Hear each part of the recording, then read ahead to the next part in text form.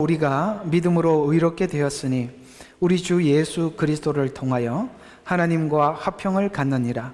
또 그분으로 인하여 우리가 서 있는 이 은혜 안에 믿음으로 나아가며 하나님의 영광의 소망 안에서 즐거워하느니라. 아멘. 세 번째 시간입니다. 똑같은 본문인데 세 번째 시간을 하는 것은 보통 그만큼 좀 중요하다는 이야기가 되겠죠. 그래서 오늘은 조금 이 1절과 2절을 이쪽 주제에서 좀 살펴보려고 합니다. 주님을 만난 사람들에게는 다 이런 경험들이 있고 지금도 그것이 있을 것입니다. 그것이 뭐냐면 이 구원에 대해서 하나님 앞에 무한한 감사하는 마음과 또 감격하는 마음, 이것이 당연히 있겠죠. 그런데 오늘 이제 일부 예배 때는 이제 교사들하고 이제 잠시 하고 제가 이렇게 예배를 드립니다. 뭐 조그마한 교회에서 1, 2부까지 있어서 어쨌든 그렇습니다만 그 하다가 어떤 질문을 하나 좀 받은 적이 있습니다. 아마 이 질문이 모두에게 필요한 것 같아요.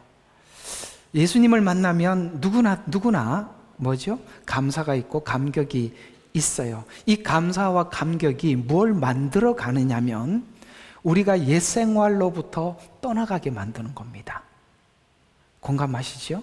예. 다른 것이 우리가 옛 생활로부터 떠나서 하나님이 기뻐하는 자녀로 거듭나게 만드는 것이 아니라 주님을 만났던 그 감격이 이제는 지난날 죄의 유혹으로부터 더 이상 거기에 매여 있을 수가 없기에 스스로가 거기로부터 회개해서 우리가 조금씩 하나님이 원하는 거룩한 성도로 변해가는 것이 그 에너지가 무엇이냐? 주님을 만난 감사와 감격이죠.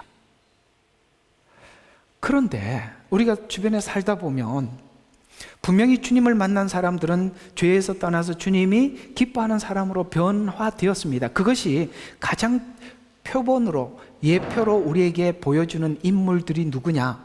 제자들입니다. 여러분 제자들 아시죠? 그들이 예수님을 깊이 만나지 못했을 때는 십자가 앞에서 모두 다 도망을 가고 거부하고 부인하고 도망을 갔었습니다. 그러나 이제 성령님이 임하게 되고 부활한 주님을 만나자 사도행전에서는 제자들의 삶이 전혀 다른 사람으로 사복음서에 있었던 그 비겁했던 제자들의 모습은 어디 가고 없고 완전히 새로운 사람으로, 그 사람이 똑같은 사람인데도 분명히 변화가 일어났습니다. 그것이 무엇일까요?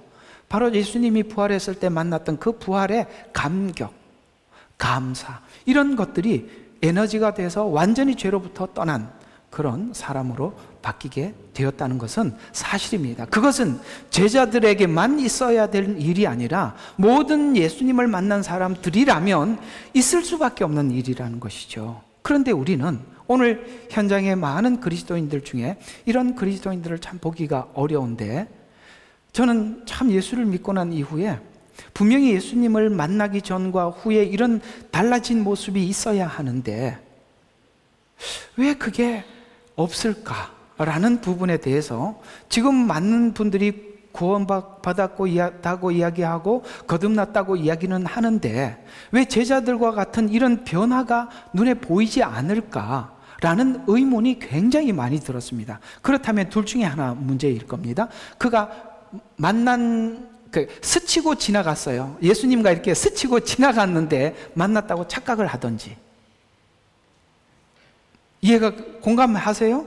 예, 그냥 이렇게 스치고 지나갔는데 만났다고 착각을 하든지, 아니면 아마도 교회에서 전하는 복음이 변질되었든지, 둘 중에 하나겠죠. 예를 들어서 설교자의 문제가 있든지 아니면 성도들에게 문제가 있든지, 그건 분명히 문제가 있어요. 왜냐하면 누구나 성경대로 주님을 만났다면 이럴 수밖에 없는, 변화가 일어날 수밖에 없는데 왜 그게 안 될까? 거기에 대한 답이 성경에 한 군데 나온 데가 있어요. 오늘 아침에 그 질문을 한 걸 제가 이걸로 대답을 해줬거든요. 우리 히브리서 6장을 하나 짚고 넘어갑시다. 오늘은 내용이 그렇게 길지 않으니까 이거 하나 조금 더 해도 시간이 될 것 같아요. 히브리서 6장. 이 굉장히 난해 구절이라고 사람들이 이야기하는 거예요. 자, 그러면 한번 봅시다. 6장 1절부터 잠깐 한 7절까지 정도만 봐도 될 것 같은데요. 8절까지 보자. 자, 그러므로 6장 1절부터 한번 보겠습니다. 이 사람들이 주님을 만난 사람들이 아니라 주님을 이렇게 스치고 잠깐 보고 이렇게 만나지는 않고 이렇게 지나가는 사람들이에요. 이렇게 이해를 하고 보면 굉장히 이해가 빨라요. 한번 봅시다. 그러므로 우리가 그리스도에 대한 교리의 기초를 떠나 온전함을 향하여 나가야 할지니라. 야, 여러분 보세요. 주님을 만난 사람들은 이제는 교리, 주님이 이렇게 십자가 당신을 위해서 죽으셨고, 그 다음에 우리를 의롭기 위해서 다시 부활하셨고, 우리를 데리러 오시기 위해서 하늘에 계시고 지금 중보하고 계시다가 승천하셔서 다시 오신다. 이게 복음이 이야기하고 있는 전체적인 뼈대 맞지요? 너무 빨리 말했어요? 그게 복음의 뼈대 맞지요? 내 죄를 대신해서 십자가에 죽으시고 우리를 의롭게 하기 위해서 다시 살아나셨습니다. 이게 로마서가 말하는 구원이라면 교리란 말이에요. 그 다음에 우리를 중보하시기 위해서 승천하셔서 우리를 위해서 지금 중보하고 계신다. 히브리서. 그 다음에 다시 오신다. 요한계시록. 맞지요? 이게 성경 교리란 이 말이에요. 뼈대란 말이에요. 근데 이 복음을 받은 사람들은 반드시 어디로 가야 되느냐면 오늘 1절 봐요. 기초를 떠나 온전함을 향해 나가야 하리니, 우리가 이 복음을 받은 사람들은 온전함을 향해서 나가야 된단 말이에요. 나갈 수밖에 없다 이 말이에요. 의무사항이기도 하지만 그럴 수밖에 없는 게 복음 아니냐, 이 이야기를 하는 것입니다. 공감하면 아멘 하십시오. 자, 1절이 그렇게 딱 못을 박았어요. 이 당연한 거다. 온전함을 향해서. 예, 제자들이 이렇게 변화되었었으니까. 소리 조금만 줄여줘. 상호가. 그렇게 나갔었으니까요. 그래서 죽은 자들의 행실과, 그 다음에 죽은 행실과 회개함과 하나님을 향한 믿음과, 그러니까 죽은 행실이라는 것은 과거 행실이죠. 거기서부터 떠날 수밖에 없는 게 복음 아니냐. 오케이. 그러면 하나님을 향한 믿음과 침례들과 안수함과, 이게 또 무슨 말이냐? 침례와 안수는 무슨 뜻이냐면, 원래 내가 예수님을 믿고 구주로 영접했다는 하나님 앞에 신앙 고백이 침례예요. 세례가 아니에요. 세례는 변질된 겁니다. 원래 예수님도 침례를 받으시고 물 위에서 올라오실새 물에 잠겼다 올라왔어요. 이게 이제 세례로 바뀐 건 천주교하고 관련이 있어요. 제가 이제 그 얘기 하려고는, 어쨌든 침례라는 말은 원래 한자로서 잠길, 침, 예도래, 이런 게 한자로 그런 말이거든요. 그러니까 물속에 잠겼다는 얘기는 옛사람이 죽었다는 뜻이고, 올라온다는 것은 그리스도의 사람으로 새롭게 살겠다라는 신앙 고백을 하나님 앞에 하는 게 침례예요. 침례는 기본적으로 교회에서 목사가 당신 침례 받으시오 이렇게 하는 건 침례가 아닙니다. 본인이 신앙 고백을 하고, 저는 예수님을 진심으로 영접했고 이제는 하나님 아들처럼 딸처럼 살겠습니다. 그러므로 모두에게 내 신앙 고백을 하겠습니다. 하나님과 사람 앞에 신앙 고백하겠습니다 라고 본인이 원해서 받는 게 침례예요. 우리 이제 지금 침례라는 것이, 세례를 그 교회에서 당신은 이제 얼마 다녔어요, 그거는 전혀 아닌 겁니다. 그 본인이 신앙 고백이 없는데, 아니 여러분 신앙 고백을 제가 대신해 줍니까? 아니죠. 본인이 해야죠. 어쨌든 그 얘기입니다. 자, 안수함과 죽은 자들의 부활과 영원한 심판에 대한 교리, 아까 말씀드린 것처럼 십자가의 복음이 그런 이야기다 말이에요. 뼈대를 잡은 거예요. 지금 간단하게 설명하고 있는 겁니다. 그래서 교리의 기초를 다시 놓지 말아야 할지니라.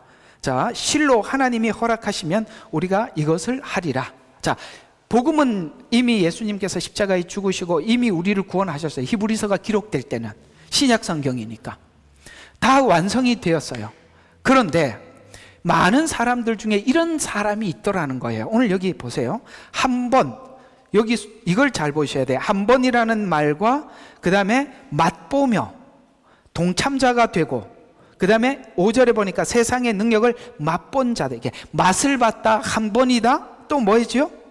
이런 단어들, 예, 동참했다, 이런 말들은 무슨 말이냐면은 맛을 본 것, 동참한 것, 이런 것과 예수님을 내 안에 구주로 모셔드린 것은 다르다 이 말이에요. 맛본 사람들은 많아요. 한번 경험한 사람들도 많아요.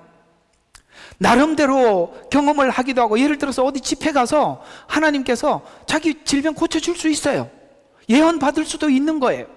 이런 것들은 전부 다 스쳐 지나가는 만남이지 진심으로 주님을 영접하지. 왜냐? 영접하면 1절에 어떻게 되게 돼 있다고요? 죽은 행실에서 떠나가게 돼 있단 말이에요. 만남과 스치고 지나간 건 다르다 이 말이에요. 우리는 너무나도 많은 분들이 이걸 착각하고 있는 거예요. 그냥 잠시 지나가고 스치고 지나간 경험을 영접한 걸로 착각한단 말이에요. 그런데 성경은 자꾸 확인해 보라는 거예요. 네가 변화가 일어나고 있느냐? 새 삶을 살고 있느냐? 이웃을 대하는 태도가 뭐냐? 이웃을 대하는 태도는 주님께서 저 사람들, 불신자들을 바라보는 마음으로 네도 보고 있느냐?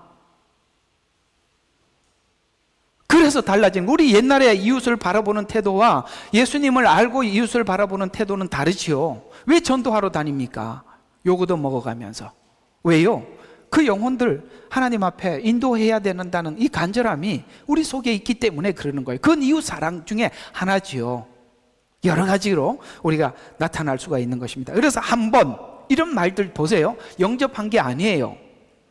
그냥 동참한 겁니다. 지나간 겁니다. 그러면서 6절에 이런 이야기를 합니다. 그렇게 하나님께서 만남을 하나님께서 이렇게 그 시간을 허락해 주셨던 거예요. 그런데 그걸 이런 시간에 주님을 영접을 해야 되는데 그걸 이렇게 만남은 있었지만은 어떻게 했어요? 그냥 그 만남을 그냥 뭐죠? 이렇게 만약 떨어져 나간다면 이렇게 만약이라는 단어를 써서 우리가 이렇게 만남의 기회를 줬지만 영접하지는 않고 지나가는 사람들에 대해서 만약 떨어져 나간다면 새롭게 하여 회개할 수 없나니. 무서운 이야기입니다. 이게 왜 무서운 이야기냐면 교리적으로는 머리로는 너무 잘 알아요. 얘기를 하라 그러면 성경도 잘 알아요. 그런데 이것이 내게 아무런 능력이 되질 않는 거예요. 여러분, 성경이 능력이 되시나요? 하나님께서 여러분들의 여러 가지 정황 속에서 어려운 정황이 오면 그것이 정말 내 믿음이 실제 삶에서 힘으로 나타나는지 안 나타나는지 그게 무기력하면 아무 의미가 없는 겁니다. 주님은 여러분들에게 아무것도 없는 거예요. nothing이란 말이에요. 그래서 새롭게 하여 회개시킬 수 없나니, 차라리 자기가 보세요. 이 바리새인들은 성경에 대해서 박식하고 해석을 기가 막히게 잘하지만 이 사람들은 회개할 길이 없어요. 왜요? 너무 문제가 많은 거예요. 차라리 모르는 누가 낫죠? 이방인들이 낫고 죄인들이 낫습니다. 우리가 이걸 아셔야 돼요. 우리 같은 죄인들이 주님께서 이 교회에 데리고 와서 주님을 만날 수 있도록 이렇게 말씀도 열어주시고 기회도 주신 거 얼마나 감사한 일이에요. 그걸 우리가 함부로 생각을 한다는 것은 오늘 6장에 있는 이 경고가 정말 무서운 이야기인 겁니다. 내가 믿는다고 생각을 하지만, 그래서 저는 이 복음을 여러분들을 위해서 전하는 것은 아니에요. 저는 하나님 입장에서 하는 겁니다. 그러다 보니 여러분들에게 마음은 힘드실 수 있어요. 저는 여러분들의 비유를 맞출 마음은 없어요. 저는 여러분들이 진짜 주님을 만나기를 바라고, 우리 예수님께서 이 땅에 오셨을 때 여기 있는 사람 아무도 한 사람도 낙오되지 않고 정말 주님 계신 그 앞에 면전에 함께 가기를 바랍니다. 그러려면 우리는 냉철하게 우리가 아닌 것은 아니라고 말을 할 수 있어야 하고, 우리가 진단을 정확하게 해야지요. 그 적당하게 사람들 비유 맞추는 거, 그런 거 저는 하고 싶은 마음은 전혀 없습니다. 저는 십몇 년 목회해도 사람 요거밖에 없는 이유가 그거예요. 그럴 수밖에 없죠. 그러나 여러분, 우리가 냉정하게 오늘 본문을 한번 보세요. 무서운 이야기 아닙니까? 회개시킬 수 없다라고 이야기합니다. 그는 무슨 말이냐면 스스로 하나님의 아들을 다시 십자가에 못 박아 공개적으로 조롱하는 거예요. 여러분 있잖아요. 이렇게 주님이 이렇게 찾아와서 손 내밀어 만나 주시려고 하는데 사실은 내가 그걸 거부한 거예요. 그건 손 내민 그분을 공개적으로 조롱하는 겁니다. 맞아요, 안 맞아요? 그 찾아오신 주님을 정말 이거 무시하는 행위예요. 그러면 이 무시했을 때, 만나지 않았을 때, 스치고 지나갔을 때 삶의 열매가 어떤지 목록을 뒤에서 쭉 설명을 하거든요. 자, 보세요. 그 다음대로 한번 봐요. 7절. 이는 땅이 그 위에 자주 내리는 비를 흡수하여, 이 비는 은혜입니다. 하나님께서 이제 은혜를 받으면 흡수해서 밭을 가는 자에게 적합한 농작물을 내고, 누가 밭을 갈았죠? 주님께서 우리 마음에 밭을 갈았어요. 그리고 씨를 뿌리고 비를 내려주셨어요. 은혜를 받았단 말이에요. 그 복음이 내 가슴 속에 있단 말이에요. 그래서 하나님께서 그걸 하면 뭐 해요? 복을 받으나 만일 내가 주님을 만났다고 나는 그렇게 이해를 하고 있는데 삶에 엉겅퀴가 나고 가시가 난다는 말은 늘 찌른다는 겁니다. 우리의 마음이 과거에 자기 중심이었고, 다른 사람들에게 성경이 말씀하는 주님을 만난 사람들은 이렇게 남을 찌르거나 이러지 않아요. 그러나 내가 하는 말이나 삶에 뭐가 계속 나죠? 가시나 엉겅퀴가 나면 버림을 당하고 저주에 가까워서 그 마지막은 불사름이 됨이라. 지금 뭘 가지고 점검해 보라고 말씀하시는 것이죠?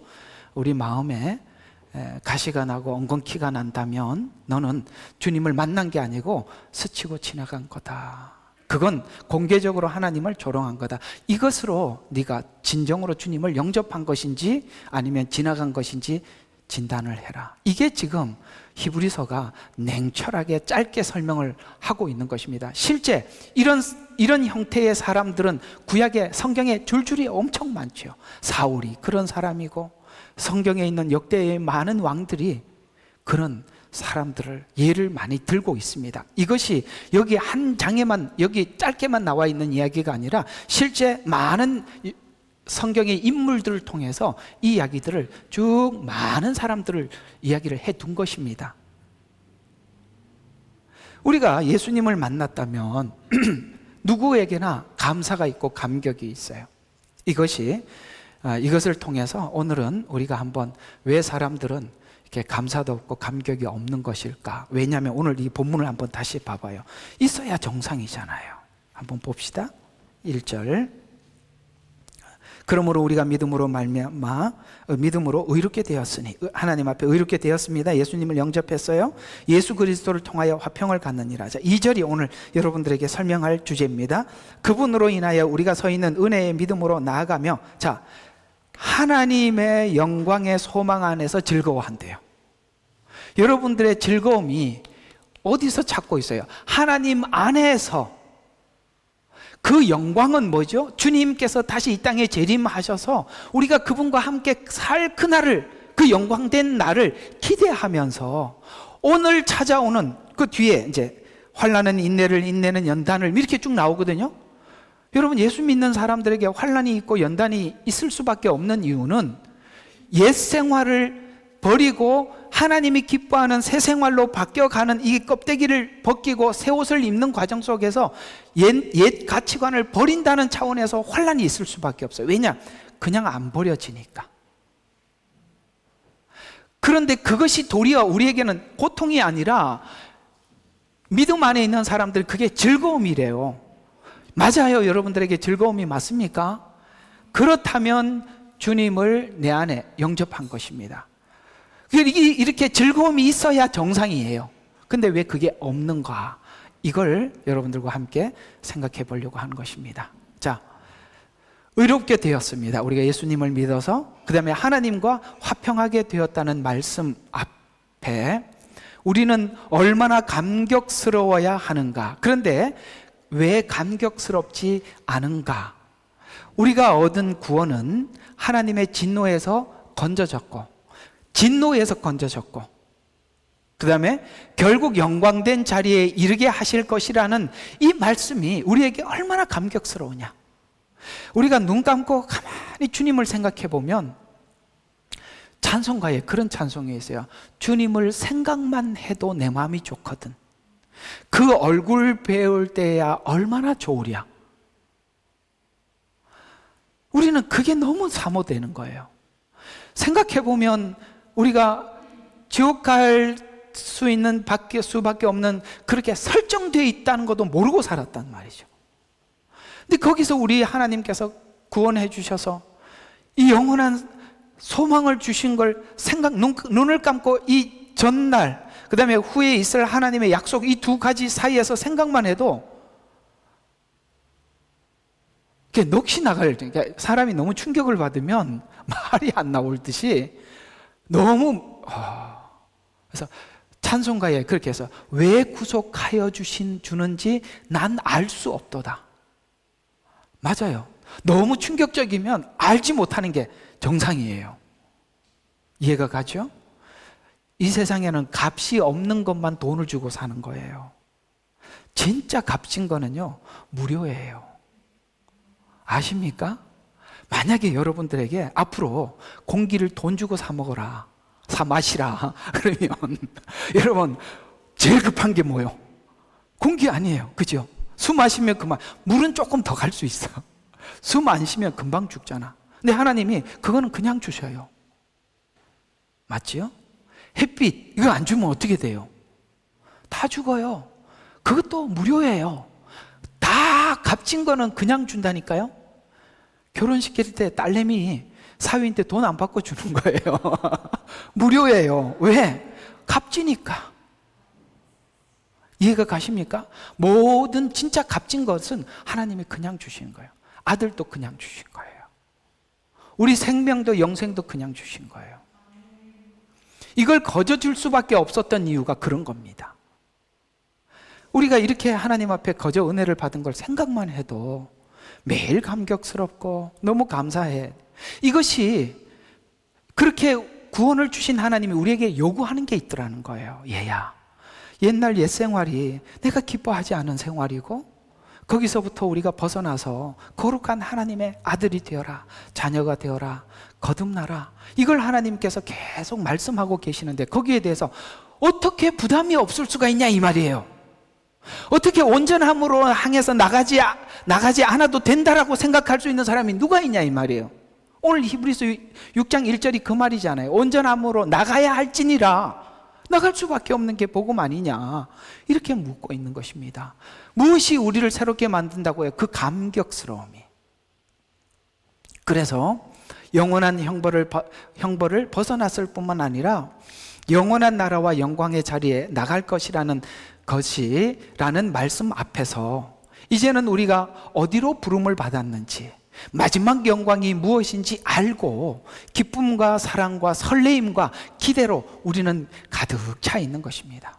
우리는 주님 오실 날들이 머지 않았다는 것을 생각만 해도 기대가 되고 참 설레이죠.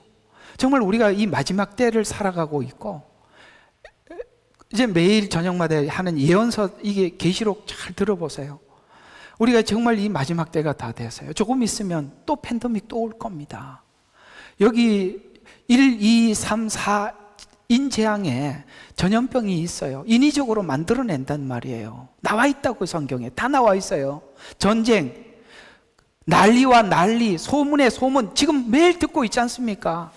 공의가 없고 진실이 사라지고, 이런 걸 우리가 계속 듣고 있는 겁니다. 이렇게 되는 거예요. 이렇게 될 거라고 성경은 말씀을 했었고요.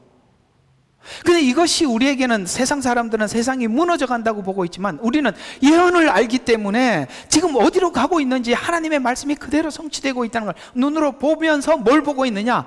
야, 곧 나팔 재앙이 임하겠구나. 조금 있으면 후 3년 반에 대접 재앙이 임하겠구나. 우리는 그걸 하나님이 주신 플랜 그대로 가고 있는 것을 눈으로 보고 있어요. 이걸 보면 세상 사람들은 큰일 났다고 생각하겠지만, 여러분들이 복음을 알고 있다면 지금 이 상황에서 하나님이 무슨 일을 하고 있는지 줄을 우리가 볼 줄 알아야 돼요. 그게 복음을 가진 사람들이 주신 축복이에요. 왜요? 하나님은 우리에게 전부 다 이야기를 해두었단 말이에요. 우리는 알고 가는 거고 세상 사람들은 모르고 이게 웬일이야 하지만, 이 어수선함을 통해서 세상에 마음껏 연락하고 즐기고 살았던 사람들이 다시 한번 인생을 생각하고 세상을 생각하고 주님께 돌이키려면 이 안정된 상황 속에서는 이 복음이 들어가질 않아요. 하나님께서 뒤집어 엎는 것입니다. 왜? 마지막 7년 부흥기는 7년 대환란의 전 3년 반은 두 증인을 통해서 엄청난 부흥기가 하나님께서 다시 한번 일으킬 거니까요. 그것이 안정되고 편안한 상황 속에서는 절대 일어나지 않습니다. 지금은 인위적으로 사람이 만드는 이런 일들이지만 나팔 재앙은 하나님께서 자연계를 통해서 재앙을 일으키시는 것입니다. 이것이 사람이 만든 재앙, 자연재앙, 사람이 정신을 차리지 못하게 되는 겁니다. 그러나 우리는 거기에 빨리빨리 성경이 뭐라고 말을 했는지 찾아야 하고 답을 구해야 돼요. 이번에 제가 금요일 날 여러분들에게 말씀을 드렸죠. 사람들이 마지막 유혹이 뭐라고요? 안정과 평화입니다.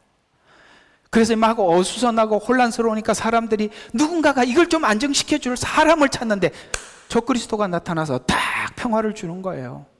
여러분, 그거는 그리스도가 아니에요. 우리가 찾는 그리스도가 아니라 이 말이에요. 그래서 주님이 말씀하신 거예요. 여기 있다 저기 있다 믿지 말라.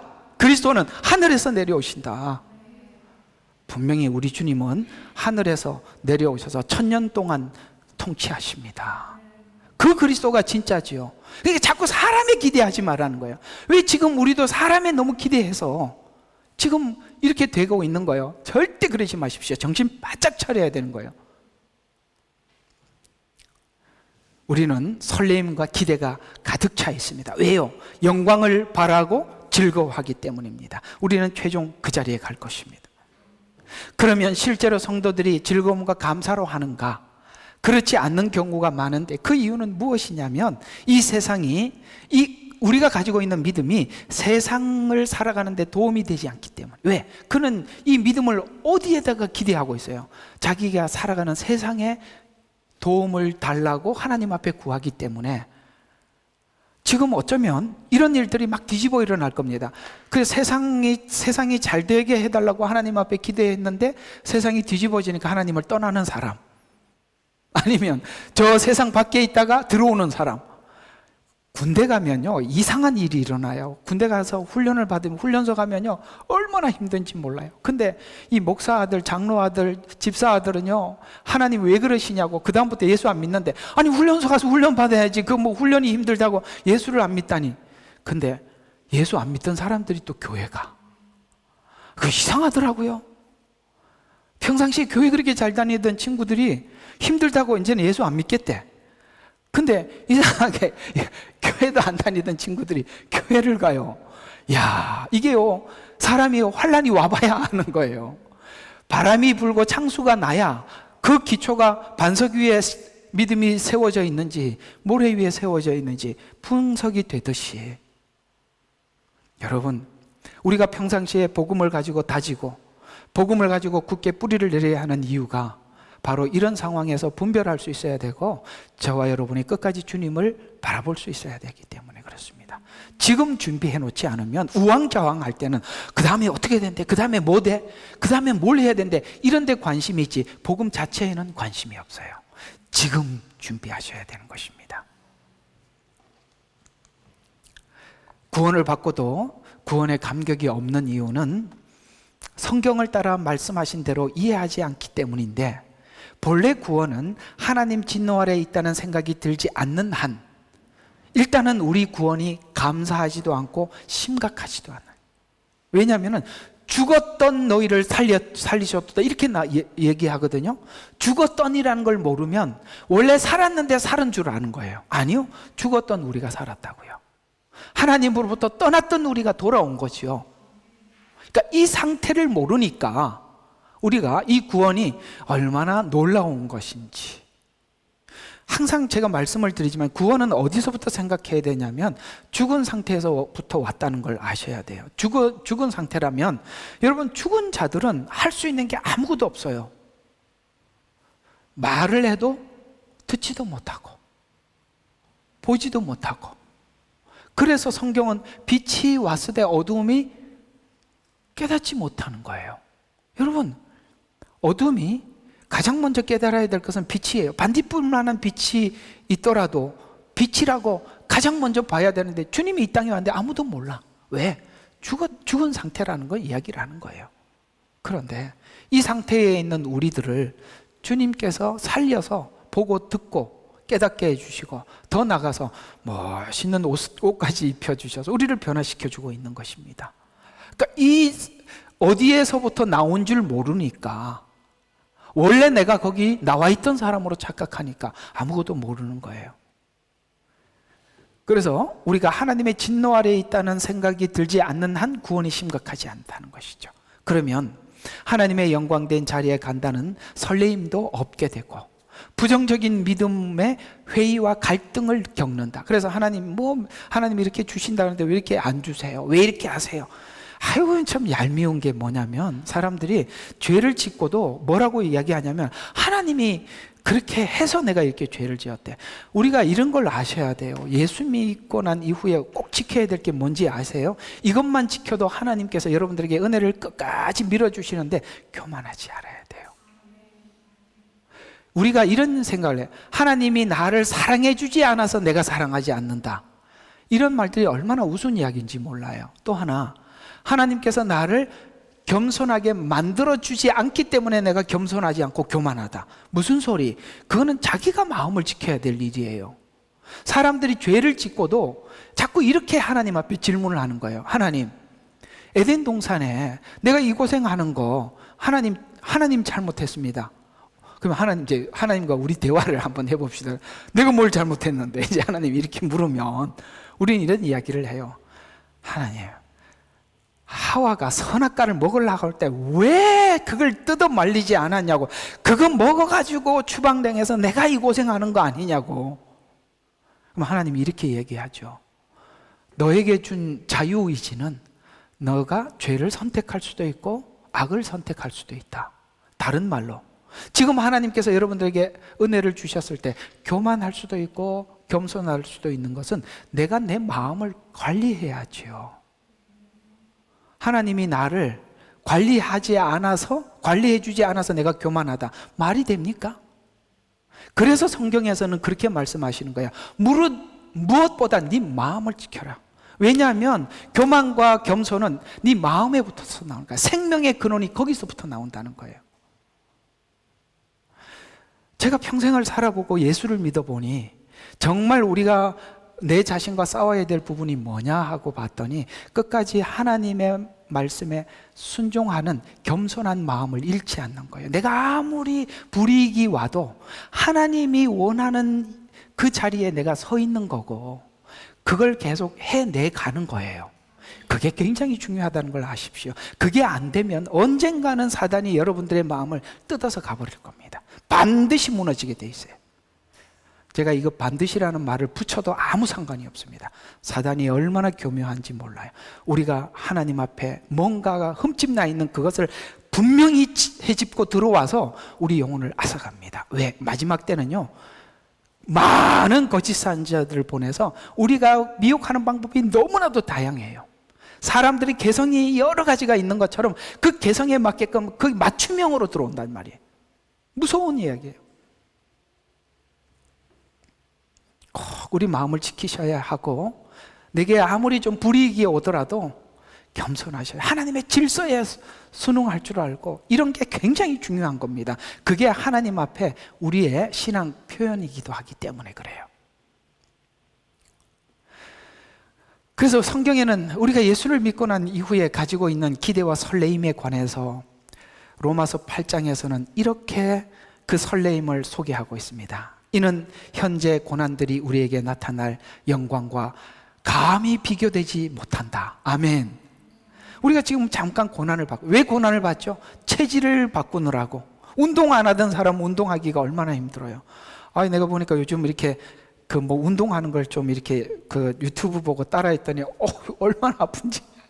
평상시 운동을 안 하다 운동을 하니까 팔이고 뭐고 다 아픈 거예요. 그렇구나. 여러분, 우리가 고난을 받을 수밖에 없어요. 왜냐하면 체질을 바꾸려면 운동 안 하던 사람이 운동을 해야 되는 거예요. 그러면 고통스럽죠. 근데 우리는 그걸 아셔야 됩니다. 이 고난이 앞으로 나타날 그 영광의 나를 위해서 하나님이 주시는 고난이라는 것을 알면은 뭐죠? 오늘 여기 본문대로 즐거워하는 거예요.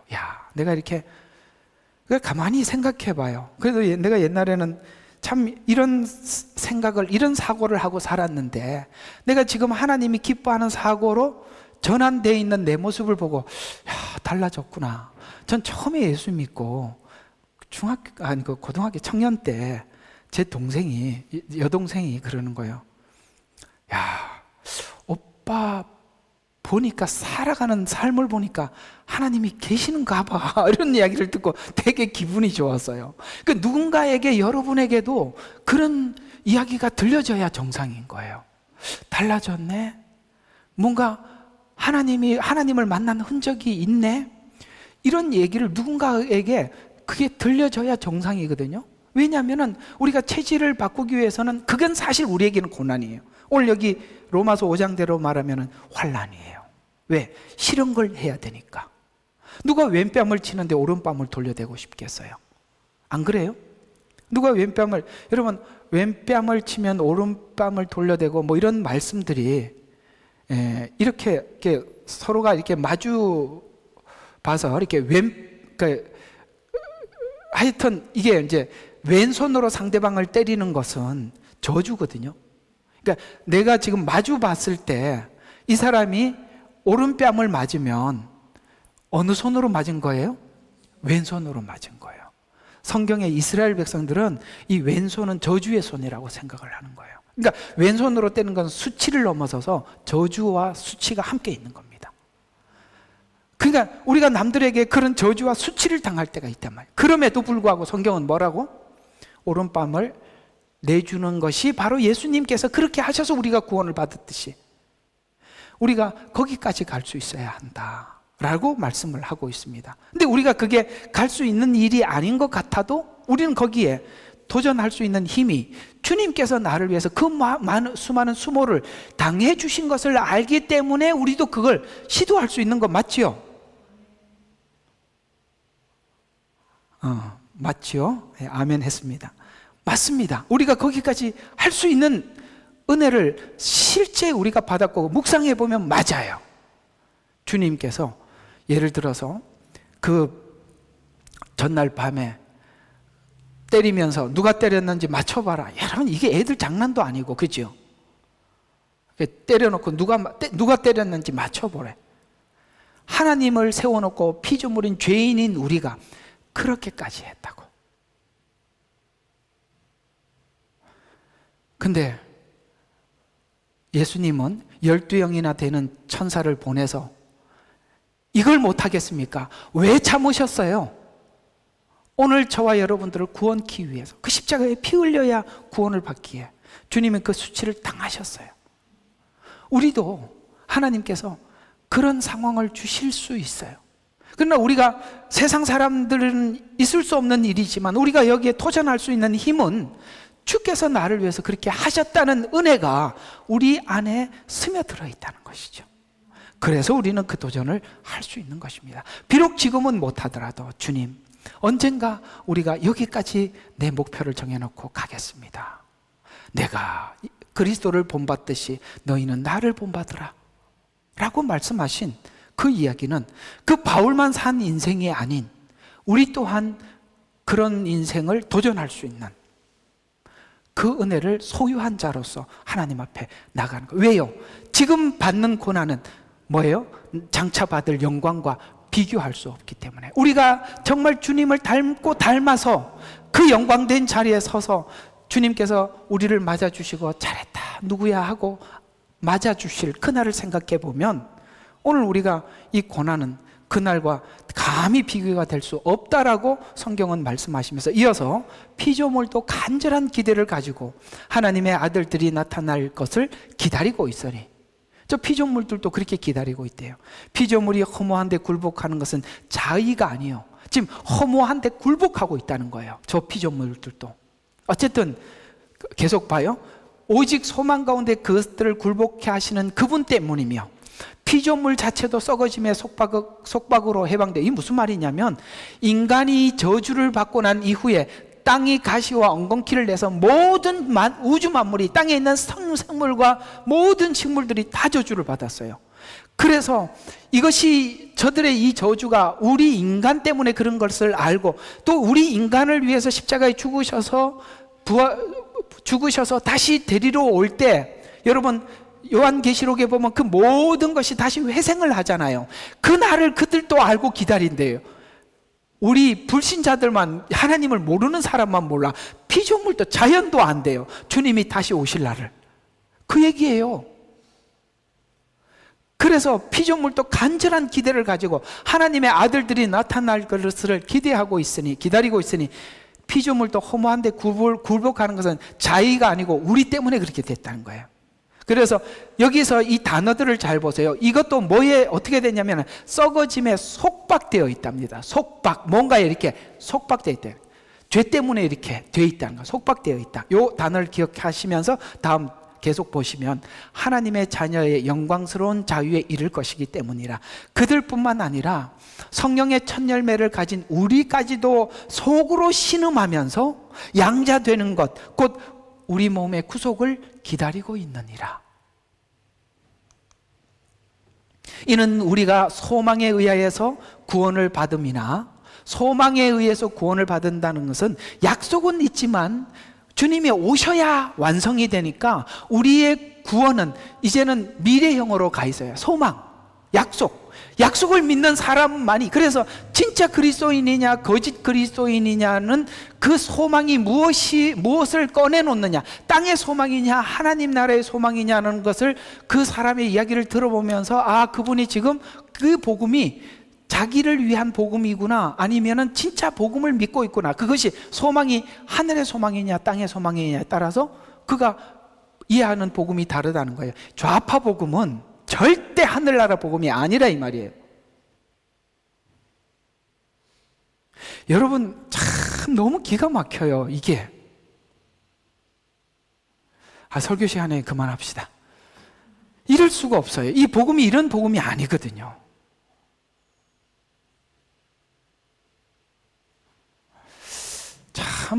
참 이상해요. 참 많은 걸 생각하게 합니다.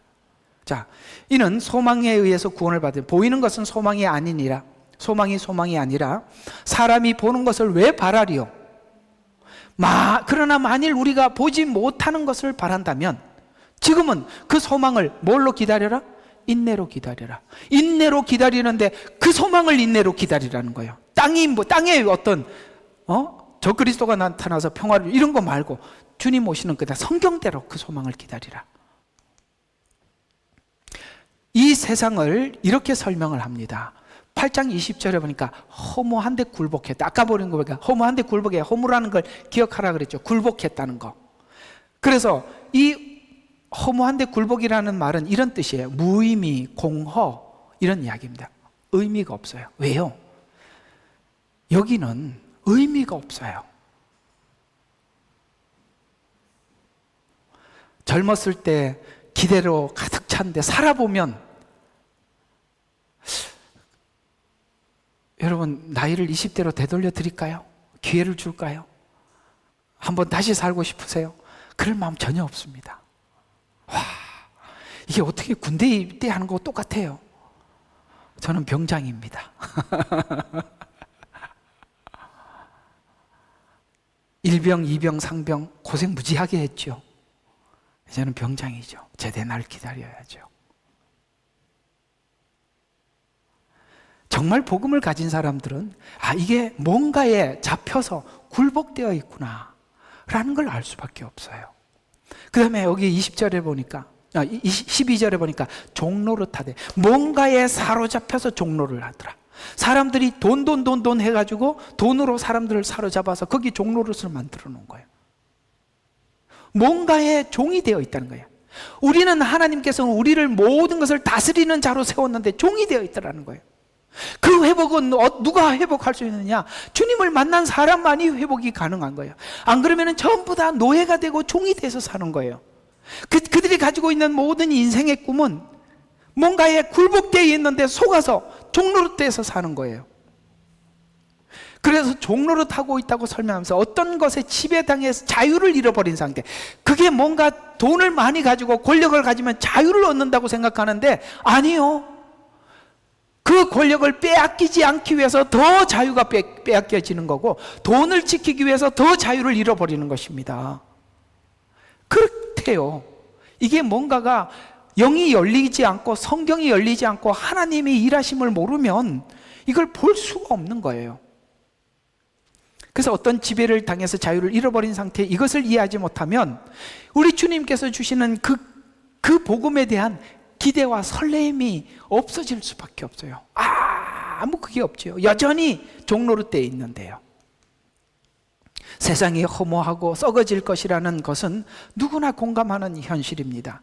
신앙의 연조가 짧을 때는 이런 생각을 하지요. 인간의 노력으로 세상이 달라질 수 있다고 생각을 합니다. 그건 신앙의 연조가 짧으면 그럴 수밖에 없어요. 뭔가 내가 힘을 쓰려고 하는데 하나님이 계속 가르쳐 주는 겁니다. 뭘 가르쳐 줄까요? 힘써도 못하네. 눈물 많이 흘려도. 맞지요? 운다고 됩니까? 힘쓴다고 됩니까? 안 되는 거. 그걸 배우는 게 환난이라고 고난이라고 이야기하는 거예요. 그래서 내 주여 손 들고 이렇게 멀리 갔더니 그래 이 찬양이거든요. 멀리 갔더니 처량하고 고나요. 슬프고도 외로워 정처 없이 다니니 예수 내 주여 이제 내게 오셔서 떠나가지 마시고 나와 함께 하소서. 그래서 멀리 가서 내가 힘을 쓰고 용을 써서 나중에 하나님이 가르쳐 주는 것이 이제 내게 오셔서 떠나가지 마시고 이걸 가르쳐 주는 것이 이 사이에 갈등이 있다는 거예요. 하나님과 씨름이 있다는 거예요. 그게 야복강 씨름이요 욥의 씨름입니다. 그래서 멀리 마음대로 살도록 하나님께서 야곱을 내버려 두시죠. 그리고 더 이상 물러설 수 없는 야복강으로 몰아 더 이상은 오늘 밤이 지나면 더 이상 타협할 수 없는 그 자리에서 다리를 붙잡고 제게 축복하지 않으면 놓아줄 수 없습니다.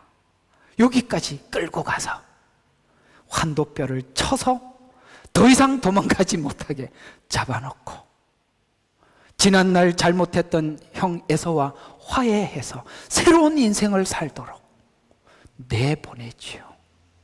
이게 하나님이 여러분 각자를 향해서 가지고 계신 하나님의 계획이에요.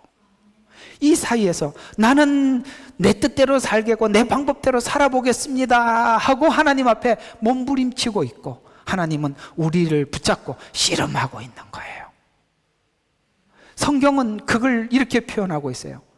내가 밤새도록 씨름을 했다고 하는데 하나님은 야복강에서만 씨름한 것이 아니라 오늘까지 여기까지 몰고 오기까지 씨름하셨던 거예요.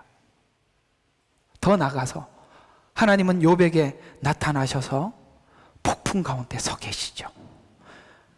화가 나서 서 있는 게 아니라 마치 주님은 우리를 바라보는 마음이 그런 마음으로 우리를 계속 지켜보고 계셨던 것입니다. 왜요?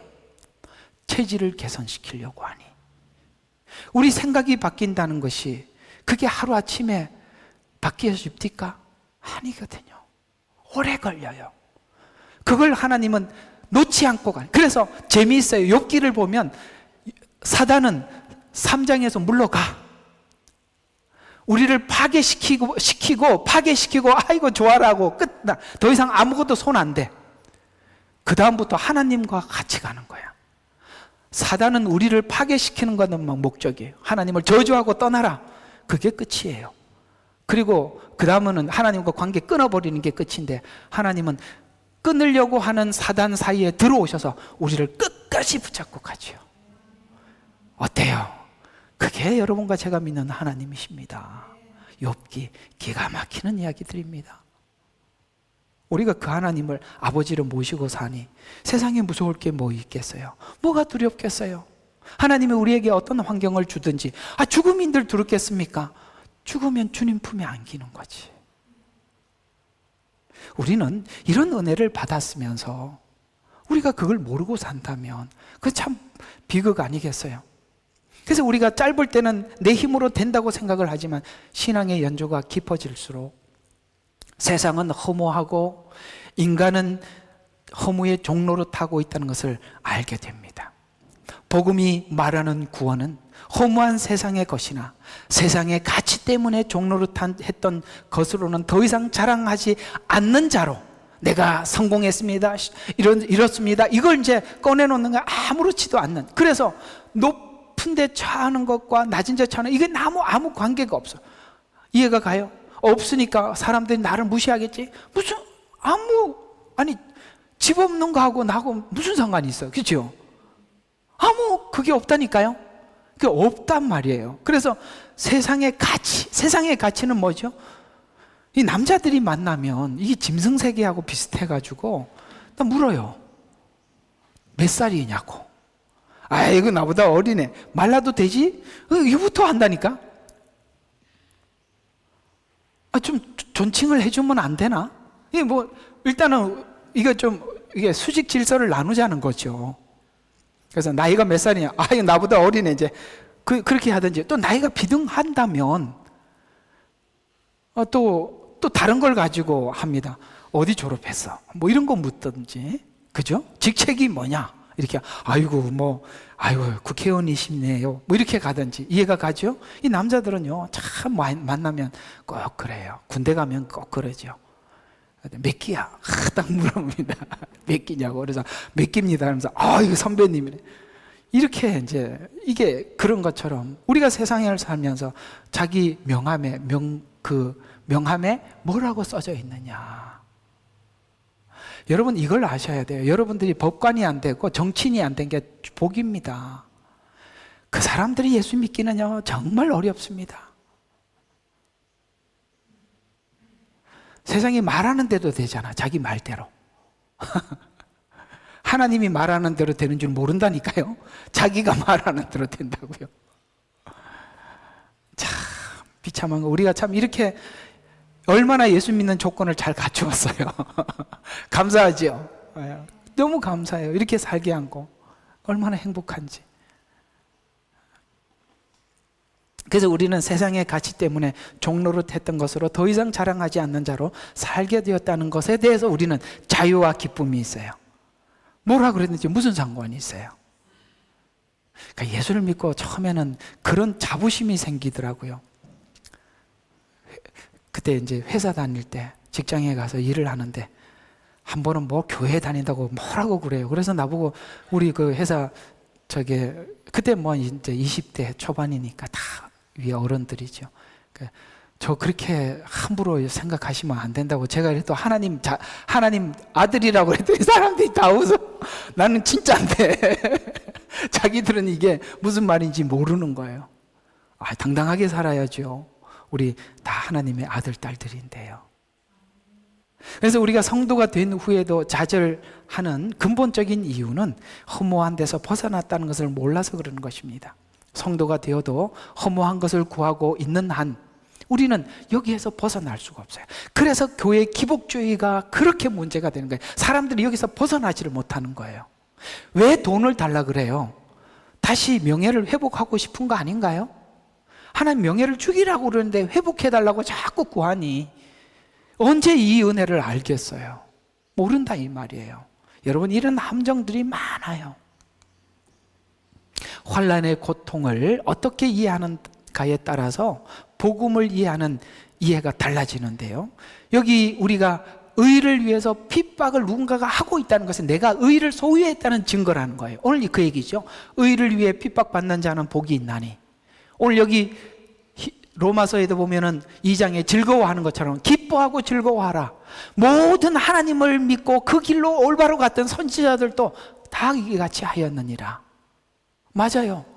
우리는 의를 위해서 핍박을 받는 게 예수를 믿는다는 게 나는 그렇게 생각했어요. 그래도 예수 믿는 사람들은 어디 가도 그래도 옛날에 참 제가요 전도서 때만 해도 어떤 일이 있었냐면은 동네 사람들이 제가 전도사라는 걸 다 알잖아요. 그러면은 예수 안 믿는 할아버지들도 담배 피우시다 이렇게 감추었고 이렇게 갔어요. 정말 제가 전도사 때 30대 때 초반 때 그만큼 30대 초반인데 이분들이 나이가 몇 살이에요? 60, 70대 되시는 분들이 이렇게 담배 피우시다가 제가 그러면 돌아서요. 이렇게 지나갈 때 이렇게 지나가고 뒤에 감추고 이렇게 아이고 전사님 이렇게 인사했다고요. 요새는요 아시죠? 세상이 달라졌습니다. 우리가 주님이 오시는 날이 가까우면 가까울수록 영적으로 분명하게 이렇게 진영이 나누어지다 보니까 주님을 따라가는 사람들을 오늘 여기 보니까 핍박을 받는데요. 마지막 때 종말 때 참 선지자들이 핍박받지 않는 사람들이 아무도 없었어요. 그런 것처럼 의를 위해서 핍박을 받는 자 복이 있나니 기뻐하고 즐거워하라. 선지자들도 이같이 하였느니라. 성도는 세상의 다른 내용과 목적을 가지고 있어서 세상 사람들과 가치가 달라서 뭐예요? 환난을 당하는 것입니다. 만약 환난이 없으면 성도가 아니라고 말을 하고 있습니다. 핍박은 당연한 겁니다. 신앙에 어려움이 없고 갈등이 없다면 아마도 우리는 세상과 타협하며 살아가고 있다는 증거가 됩니다. 왜냐하면 피해가면 편하지요. 그런 말을 합디다. 우리가 일제치하 때 목사님들은 죽을 각오를 해야 됐대요. 그때 정말 그랬죠. 6.25 때도 그랬습니다. 그 다음 세대의 목사님들은 목회를 하려면 굶을 각오를 해야 했대요. 그때 기이한 현상들이 참 많았어요. 신방을 가면 그 성도들이 그래도 다들 못 살았잖아요. 그래도 목사님 신방 오면 준비를 잘 해놔요. 그 집에 가면 며칠 굶었다가 목사님들이 한 번 너무 많이 먹고 화장실 들락날락하고 그런 에피소드들이 많아요. 그러니까 우리가 어렵게 살 때. 지금은요, 진리를 외치다가 핍박받을 각오를 해야 되는 거예요. 지금 시대는 그렇습니다. 여러분들도 그래요. 비진리가 많지요. 거기 들어가면 핍박받을 이유가 하나도 없어요. 그렇죠? 성경도 이상하게 해석하고 편안하게 신앙생활하도록 하는 거예요. 이렇게 편안하게 신앙생활을 하려면 성경을 이상하게 해석을 해야 돼요. 저처럼 이렇게 해석을 할 수가 없어요. 그게 비진리와 타협을 하기 때문에 편안한 거예요. 타협하면 편하죠. 그래서 타협하지 않기 때문에 고난이 닥칠 수밖에 없어요. 의를 위해서 핍박을 받을 수밖에 없다는 거예요. 사실 우리가 편안하다는 것은 타협하고 있다는 증거입니다. 그래서 거룩을 향해 가는 노력에서 나타날 수밖에 없는 세상 생존에서 탈락한 것 같이 보이는 수모를 이해하고 감당하는 과정을 넘어가기 위해서 결단된 상태에서 세상을 볼 때 세상이 더 이상 유혹을 받지 않게, 세상이 더 이상 유혹이 되지 않을 것입니다. 그래서 우리가 뭘 해야 되냐, 이걸 해결하기 위해서는 잘 들어요, 수모를 겪어야 돼. 이거 하기 싫죠. 자존심이 살아있으니 어떻게 수모를 당하겠어? 가만히 보세요. 편한 사람들이 있어요. 그 사람들은 누구냐면 대략 굉장히 많은 어려움과 수모를 많이 겪은 사람들은 누구나 수용을 잘해요. 아니 이거 뭐 안 해본 사람처럼 그렇게 하세요? 맞아요, 안 맞아요? 예, 수모를 많이 겪고 그거는 수치심을 많이 겪고 그걸 넘어간 사람은요, 그런 거에 대해서 발끈하지 않아요. 우리가 항상 내 자존심 때문에 많은 문제들이 일어나는 거예요. 주님께서 우리를 위해서 수모를 당하시면서 그 길을 가신 것은 우리가 십자가를 자기를 부인하기 위해서는 이 수모를 넘어가야 된다는 것을 우리에게 교육시켜 주신 거예요. 우리는 수모만큼은 안 되지요. 다른 거는 다 좋아도 자존심만 살아있다는 거예요. 그래서 우리가 이런 수모를 거부하면 세상이 더 이상 괴롭히지 않고 평안할 것입니다. 세상에서 수모가 기쁨이 된다면 성도로서 정당한 삶을 소유한 것이다 라고 말씀하고 있습니다. 예, 주님, 우리가 수모를 당할 때 주님이 당하신 수모, 제가 이렇게 조금이라도 당해서 주님의 마음을 느끼게 해주시니 감사합니다. 그러면 여러분들은 성숙한 거예요. 아직도 예수 믿으면서 조그마한 자존심 상하는 말 하나도 못 받아들이고 뭐라 그러면 발끈하면 큰 어린애 취급해야지 어쩌겠습니까만, 그러나 넘어가야 될 숙제라는 거 기억해 두세요. 왜 이렇게 입을 아멘을 안 하세요? 안 할 겁니까? 할 거지요? 하셔야 돼요.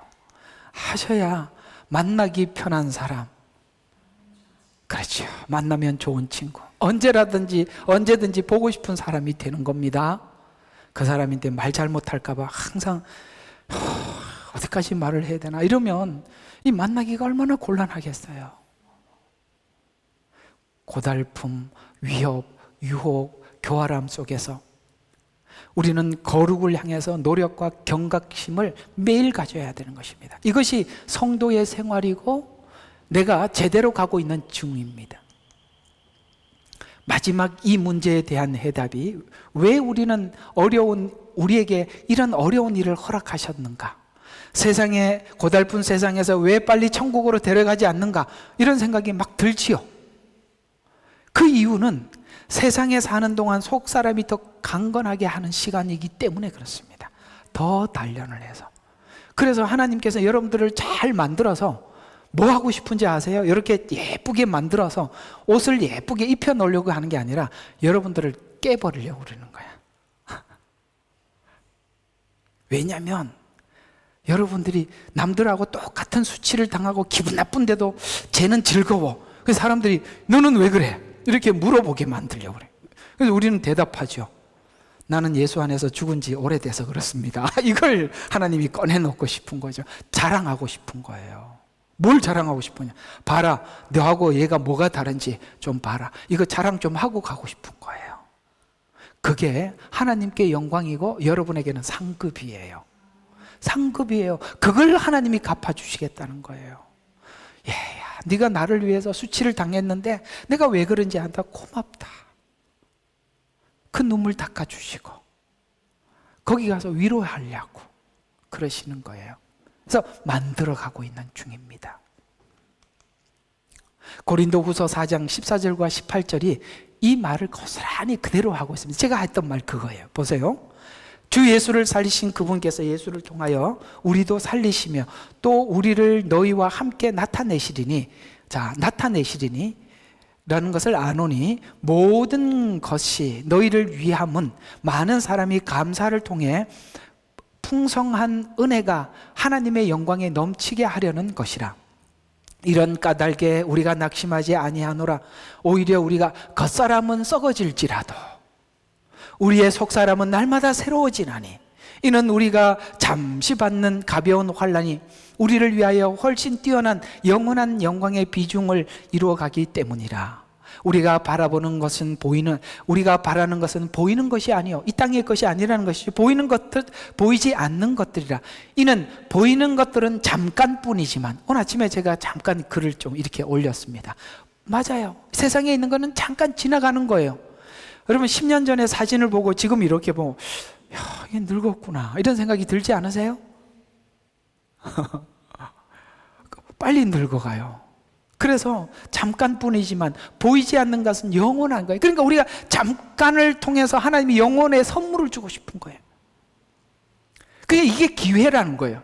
이 기회를 우리가 죽으면 끝인데 이 기회를 끊임없이 공급해 주시는 거예요. 그래서 이는 하나님의 자녀로서 수준의 차원에서 영광의 자리를 요구하고 있다. 영광의 자리. 그냥 이 상태에서 흙 묻은 채로 죄에서 끄집어내서 데리고 가는 게 아니라 여기서 40년 동안 광야에서 뺑뺑이 돌려서 씻어서 데리고 가려고. 그래서 이렇게 하나님이 그런 시간을 주시는 것이다 라는 이야기가 되는 것입니다. 지금 이 세상에 두신 것은 영광된 자리를 위해서 기회를 주고 있는 것입니다. 우리에게 영원한 영광에 중한 것을 더하여 주십니다. 더 신령하고 깊어지기 위해서 시간을 허락해 주시는 것입니다. 신앙이 자라기 위해서는 시간과 사건이 필요해요. 그래서 시간 안에 사건을 일으키시죠. 그래서 경험이라는 것이 반드시 필요합니다. 그래서 이것을 쉽게 넘을 수 있는 사람이나 예외는 아무도 없어요. 이해가 가요? 존 버년의 철로 역경이죠. 그거 아시죠? 거기를 보면 이게 크리스찬들이 천성을 향해서 가는 과정 속에 누구나 맞이할 수밖에 없는 상황들이에요. 다들 그러지요. 나는 좀 빠지면 안 되나? 훈련소를 빼놓고 어떻게 군인이 되죠? 훈련소는 민간인을 군인을 만드는 거예요. 그 들어올 때 보면 오합지졸이에요. 처음부터 주머니에 손 넣고 아이씨 이러면서 들어와요. 가보세요. 입구 앞에서는 막 욕하면서 아이씨 이러면서 가요. 근데요, 딱 6주, 저는 이제 해군이거든요. 6주 훈련을 딱 마치면 눈알이 반들반들해요. 집합 그러면 막 얼마나 빨리 쫓아오는지 몰라요. 막 그냥 좌양자그러면 촥촥. 조금 전에 아이씨가 이렇게 바뀐 거예요. 왜? 훈련소 때문에. 하나님이 이런 훈련을 거치지 않고 우리가 어떻게 되느냐 이거예요. 하나님은 훈련을 어디서 시키느냐? 교회에서 시키는 거예요. 사람들하고 나하고 성격이 안 맞는 사람을 네가 맞추라는 거예요. 당신이 안 맞추. 이거는 어린애 때 하는 이야기고, 성숙하면 내가 맞출 수 있어야지. 언제 부모가 자식한테 애들 보고 나한테 맞추라고 합니까? 부모가 맞춰주죠. 그걸 배우는 거예요. 교회 생활을 그래서 공동체에다 집어넣고 하는 겁니다. 가정을 왜 둔 겁니까? 가정에서 죽는 법을 배우는 겁니다. 우리가 그런 훈련을 거치지 않고는 안 되는 거예요. 내 자식은 왜 이렇게 유별나나? 당신이 유별나니까 유별난 자식 줘서 하나님이 교육시키는 거예요. 가만히 생각해보면 나 꼭 닮지 않았어요? 맞아. 어쩌면 그렇게 첫째는 요걸 닮고 둘째는 요걸 닮고 다 닮았어. 거울로 주시는 겁니다. 거울. 거울을 보고 두들겨 깨버리면 됩니까? 그러지 말라는 거예요. 이게 바로 하나님께서도 우리에게, 예수님께서도 우리에게 신으로 오신 게 아니라 육체를 입고 오셔서 한계를 정해놨다고. 우리도 한계를 정해놓고, 분노 게이지에 한계 아시겠어요? 각자가 있다니까.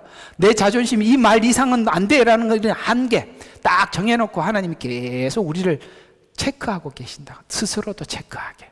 그래서 한계를 정해놓고 훈련을 하시는 것입니다. 사건을 일으키고 시간을 두지요. 괴롭지요.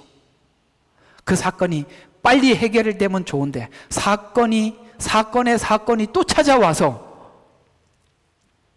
나중에는 그냥 하던 거 다 놓고 주여 하고, 정말 하나님이 훈련을 강하게 시킬 때는요, 주여 말도 안 나와요. 안 해보셨죠? 말도 안 나온다고. 기가 막혀서 눈을 감고 아무 생각, 머리가 하얗게 하나님 앞에 뭘 기도해야 될지도 몰라. 그렇다고요. 그럴 만큼 욥도 기가 막히는 시간을 지나가면서 나중에, 좀 욥기 내가 강의해 놓은 거 바친 게 있거든요. 욥기 끝에 가보면 정말 멋지게 하나님과 욥이 만납니다. 하나님께 탁 그러셔. 이놈아, 대장부처럼 허리를 동이고 내가 묻는 말에 대답 좀 해봐라. 그러면 우리가 이런 생각이 들어요. 나도 물을 게 많았다고. 할 얘기가 많으니까 한번 얘기 좀 해봅시다. 묻는데 대답을 하나도 못해요. 왜요? 욥은 자기를 너무 낮추어서 보고 있었거든요. 하나님은요, 우리를 위대하게 창조했는데 우리는 버러지처럼 생각을 했었어요. 그러니 벌써 개념 자체가 달라. 하나님이 질문하는 질문이 뭔지 아십니까? 창조 때 내가 너하고 대화자로. 대화는 누구가 동격이에요. 너 나하고 동격이다. 내 자식이다. 나는 너를 내 자녀로 했고 내가 너에게 모든 우주 만물을 다 맡겼는데 너는 네 욕심 때문에 그걸 따먹어 이렇게 되었을 뿐이지, 너는 원래 이런 창조. 그래서 네가 아느냐? 어떻게 바람이 어떻게, 바다가 얼마나 깊은지, 악어가 어떻게, 그런 건 자꾸 질문하는 것이 네가 그걸 다스릴 주체라는 거예요. 네가 그렇게 위대한데 사단이 너를 이렇게 비참한 아무것도 아닌 버러지 같은 존재처럼 스물스물 기는 지렁이처럼 만들어. 아니다, 너는 위대한 내 자녀다. 그걸 깨닫고 나니까 욥이 한 방 맞았죠. 그리고 하나님과 화해하고 하나가 되어서 행복하게 살았답니다. 정체성의 회복. 하나님이 보는 관점의 나, 그게 누구냐? 욥기가 말해주고 있는 거예요. 성경이 우리의 위대함을 이야기하는 거예요. 우리가 지금 시편 49편에서 말씀하신 것처럼 인간은 존귀해요. 하나님과 동등한 존재란 말이에요. 하나님의 형상으로 지었다는 거예요. 하나님의 모양을 지었다는 거예요. 이렇게 지었는데, 존귀하게 지었는데, 하나님 존귀하지만 뭐같이 됐다? 하나님을 모르니 멸망할 짐승과 같도다. 왜 짐승처럼 되었느냐? 49편이 그 대답을, 사람이 물질을 쫓아서 물질의 종이 되고 노예가 돼서 그 위대함을 찾지 못하더라. 이게 49편이 이야기하고 있는 핵심이라 이 말이에요. 우리가 이걸 벗어나야 돼요. 이걸 가지고 우리를 종로로 하게 만드는 거예요. 다스리라고 줬는데 종이 되잖아요.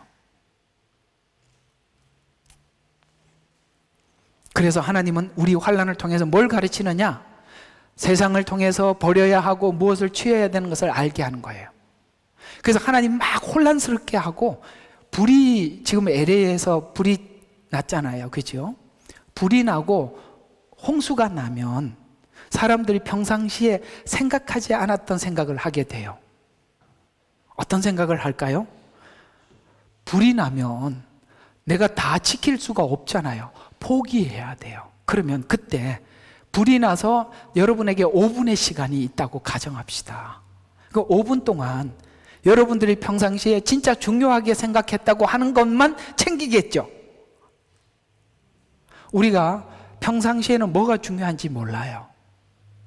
그러나 위기가 오면 진짜 뭐가 중요한지 생각하게 하는 거예요. 하나님은 지금 그렇게 흔들고 계시는 거예요. 얘야, 네가 소중하게 생각했던 거 이렇게 하니까 한순간에 무너지는 게 눈에 보이지? 다 소중하더냐? 여러분 어때요? 다 소중해요? 아니요. 우린 다 소중하지 않다는 걸 배우는 것입니다. 진짜 중요한 것은 주님밖에 없구나.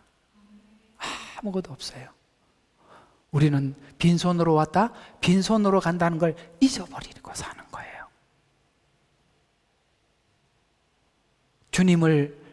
주님을 모시고 살면 모든 걸 가진 자가 되는 거고, 그분이 없으면 아무것도 없는 거예요. 그걸 배우는 거예요.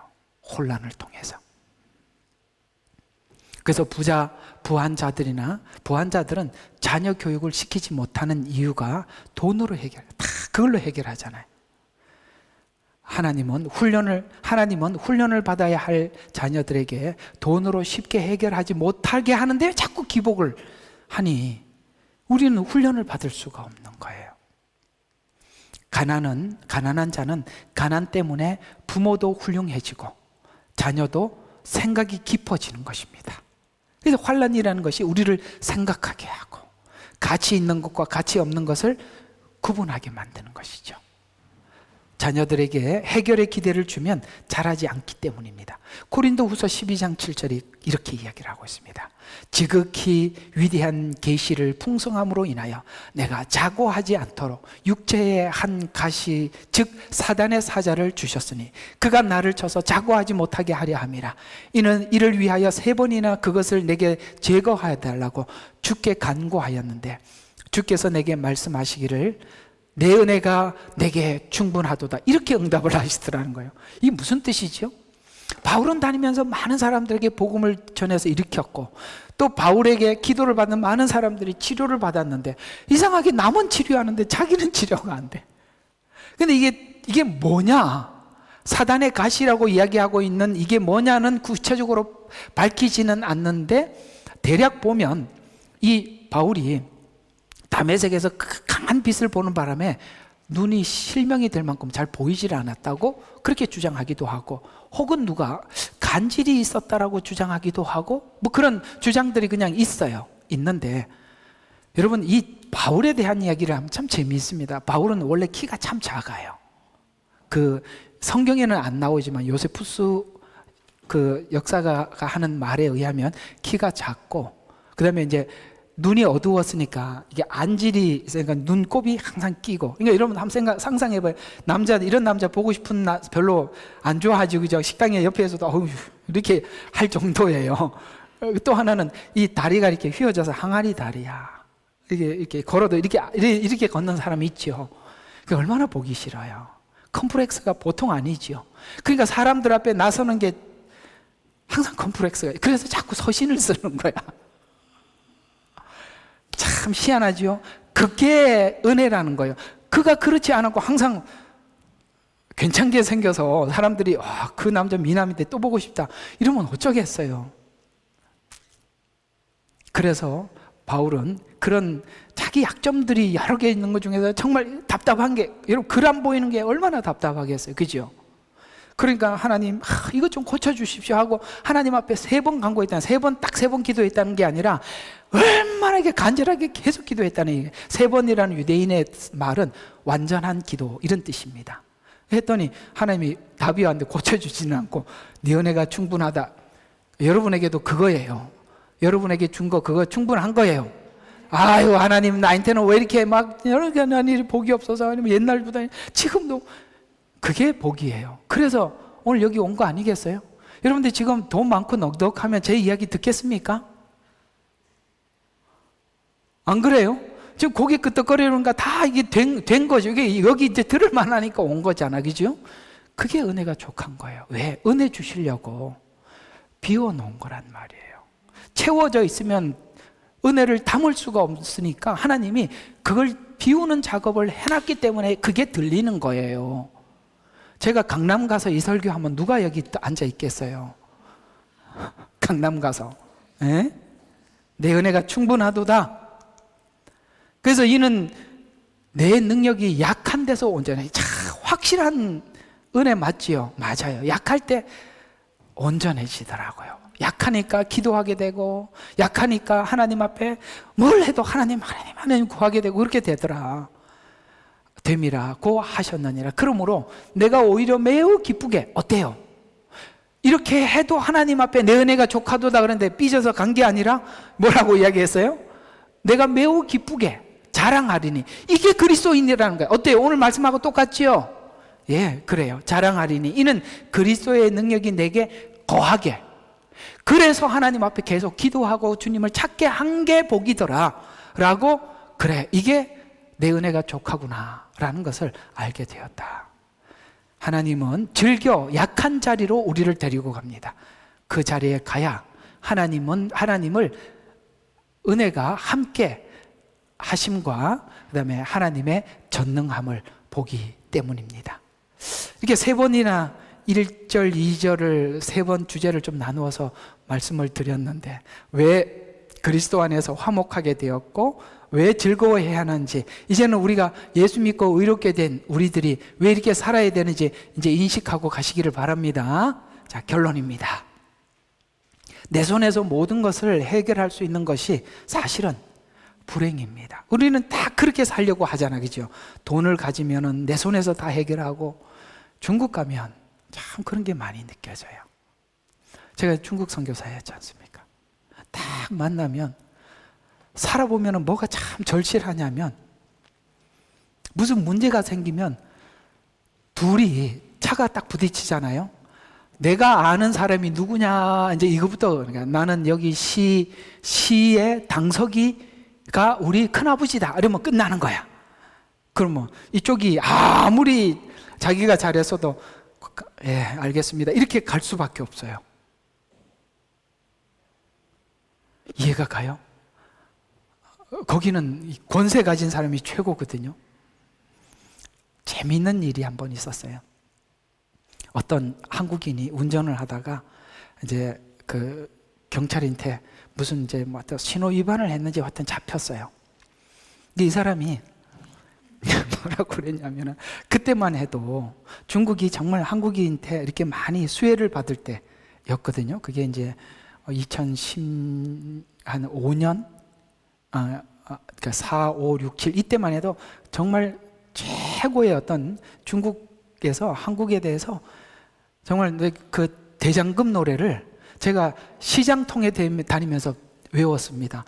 온 시장마다 다 대장금 노래를 켜놔서, 왜 이렇게 보니까 전부 다 대장금 나오는 시간이면 사람들이 길거리 다니지를 않았어요. 그럴 정도로 하나님께서 진짜 우리가 가서 선교할 수 있도록 진짜 길을 다 열어주셨어요. 한국 사람이라 그러면 너무너무 좋아했었어요. 하여튼 그럴 때였어요. 그러니까 어떤 분이 이제 교통경찰인데 잡혔어요. 이 사람이 중국어를 못하니까 막 소리를 빽빽 질러대는 거야. 그러니까 우리는 이제 한국 사람이니까 말을 알아듣죠. 이게 뭐냐면은, 우리가 말이야, 중국에 투자한 게 얼만데 이것들이 막 하면서 막 이제 막 한국말로 소리를 막 대지. 이 공안이 무슨 말인지 알아듣나? 하도 난리를 치고, 그러니까 나중에 그 공안이 물으니까 너 한국인이냐? 그랬더니 한국인이라니까 뭐 중국말로 아무리 얘기를 하고 딱 찍거냐, 막무가내니까 그냥 가라고. 말을 해도 소용이 없으니까. 그리고 이제 그 한국에 대해서 이제 사람들이 그게 있으니까 뭐 그럴 정도로 그냥 뭐 한국인이라 그러면 웬만한 그냥 이렇게 패스해주고 참 그랬어요. 하나님께서 잠시 정말 열어주셨을 때 저는 정말 원 없이 선교하고 또 오긴 왔습니다. 추방은 당했지만은. 그러나 참 좋았던 그런, 이게 왜 그 얘기하고 여기 본문하고 무슨 상관이 있나? 어쨌든 정신 차립시다. 이게 바로 잘못 가는 설교입니다. 아시겠죠? 계속 한번 좀 봐요. 그래서 내 손에서 모든 것을, 그렇지, 이 말 하다. 내 손에서 모든 것을, 그러니까 이 사람들은 그렇게 권력을 잡아야 모든 것을 해결할 수 있다고 생각을 해서 모두가 그걸 잡으려고 그러는 거예요. 지금 우리나라도 사실 그런 일이 일어나고 있는 겁니다. 왜냐하면 거기는 한번 정권을 빼앗기고, 아시죠? 중국 공산당에게 정권을 빼앗기고는 국민이 아무리 난리쳐도 아무 소용이 없습니다. 그런 나라를 만들려고 하는 겁니다. 지금 참 그게 참 위기예요. 자, 그래서 그러나 이제 우리가 하나님 앞에 잘하기 위해서는 남에게 꾸어 보아야 하고, 그래서 참 그게 항상 우리가 기도 제목이 옛날에 그랬어요. 하나님, 우리 어머님들이 교회 나와서 기도하는 내용이 다 똑같아요. 뭐냐면은, 하나님, 우리 자식 공부 잘해서 출세하게 해주시고, 그리고 내가 꾸어줄지언정 꾸지 않게, 항상 대표 기도를 시켜도 맨날 그 기도해요. 남을 꾸어줄지언정. 그러면은 이 사람은 천국에 올라가서 사는 건가? 근데 하나님이 꾸러 다니게 만들거든요. 자존심이 상하게 만들거든요. 그래야 우리가 만들어진다는 거 아시죠? 네, 그래서 그러는 거예요. 또 처절하고 배신감을 느껴야 우리 이 교만한 마음을 비울 수 있어요. 교만은 해결하기가, 여러분, 남을 꾸어줄지언정 꾸지 않으면 얼마나 교만하겠어요. 야, 없어? 탁 내면서, 그 다음에 자기 자식은 지금 어디 공장에 가서 막 땀 흘리면, 우리 아들은 말이야 지금 법관이야. 얼마나 교만하겠어요. 이해가 가요? 나 그래도 죽을 때까지 다 보험 들어놓고 걱정 없어. 얼마나 교만하겠어요. 이걸로는 우리가 절대 만들어지질 않아요. 그거는 하나님을 내 인생의 안정을 위한 수단으로 믿는 것이지, 하나님은, 그러니까 나는 그렇게 기도했는데 하나님 꿇어다니게 만들고, 자존심 안 상하게 만들어 달라고 그랬는데 자존심 상하게, 그래서 시험 드는 거예요. 하나님께 시험이 들어. 오늘 설교를 들어보니까 시험이 들 문제예요, 아니에요? 내 은혜가 족하도다. 이제 정리가 되시죠? 왜 즐거워해야 되는지. 이것이 하나님이 기뻐하는 영광이 되는 것입니다. 이것이 우리의 깊은 신앙으로 인도하게 되는 것입니다. 우리의 구원은 하나님을 만나는 기쁨으로 몰아가고 있는 거예요. 그래서 그렇게 가서 십자가에서 주님을 만나요. 매 맞는 주님을 만나고, 우리를 위해서 십자가를 지고 골고다를 언덕 올라가는 주님을 만나고, 아시겠어요? 거기서 처절하게 나의 하나님 어찌하여 나를 버리십니까? 하나님도 예수님을 버리시는 듯한 그 외로움과 고독을 느껴서, 주님이 나를 위해서 이 길 걸으셨구나, 이걸 참으셨구나 라는 걸 배워서 이제 주님께서 우리에게 요구하는 안 될 것 같은 그 요구를 내가 따라가게 만드는, 그러려면 자존심 상해야 하고 그렇게 해야 되는 거예요. 그래서 하나님의 만남으로 이끌어가고 있어요. 세상이 썩어지고 허무한 것을 알게 하고 있는 것입니다. 이것이 현실 도피가 아니라 우리에게 준 시간과 행로를 바꾸어 줘야 할 것을 우리가 하나님께서 내가 이걸 원하고 이렇게 가기를 원하는데 하나님이 행로를 바꾸는 것에 대해서 인정하고 그걸 받아들여야 돼. 받아들이라. 오늘 여러분들에게 성경이 그 얘기를 해요. 받으라. 아멘. 예. 나는 왜 이런 사람만 그걸 받으라. 왜 이런 교회를 보내서 받으라. 다 받으라. 왜 이 상황을 받으라. 어쩌면 하나님이 우리 한국 상황을 어떻게 몰고 갈지 아무도 몰라요. 그러나 그걸 우리는 어쩌면 받아야 할 수도 있습니다. 왜? 우리는 너무나도 고질병에 걸려 있어요. 여기서 잠시 회복을 시키고 나면 우리 얼마 안 가서 아시죠? 우리는 며칠 안 가는 거 알잖아. 그렇지? 우리끼리만 남들인데 다른 나라 사람들한테 말하지 마. 우리끼리만 알아. 진짜 부끄러운 이야기니까. 얼마 안 간다고 조금 있으면 다 잊어버려요. 하나님이 그런 현장으로 몰아넣을 수도 있어요. 받으라. 내 은혜가 족하도다. 오늘 이 말씀 꼭 기억하시고 소화하시기를 주의 이름으로 축원합니다. 기도하겠습니다. 하나님 고맙습니다. 알면서도 참 맞이하기 힘든 이야기이긴 하지만 그래도 이것이 우리에게 얼마나 유익을 주는지 알기에 아멘합니다. 아버지 하나님, 자존심 상하는 자리로, 아버지 하나님 무너지는 자리로 우리를 이끄신 것은 하나님, 우리 속에 이 교만은 무엇으로도 해결할 수가 없기에 우리를 그런 현장 속에 두지 않으면 내 안에 내가 불쑥불쑥 솟아남을 내 스스로 제어할 수 없기에 주님은 이렇게 우리를 인도하십니다. 더 낮아진 자리에서 주를 섬기게 하시고 겸손한 자리로 이끄심은 하나님의 놀라운 계획이 있기 때문입니다. 우리는 분명히 알고 있습니다. 세상은 잠시요 썩어지고 헛된 것에 굴복하는 것이지만 하나님의 영광은 영원하고 그 영혼을 위해서 우리가 잠시 받는 환난을 하나님 즐거움으로 받게 도와주시옵소서. 우리를 권하신 예수 그리스도의 이름으로 기도드렸습니다. 아멘.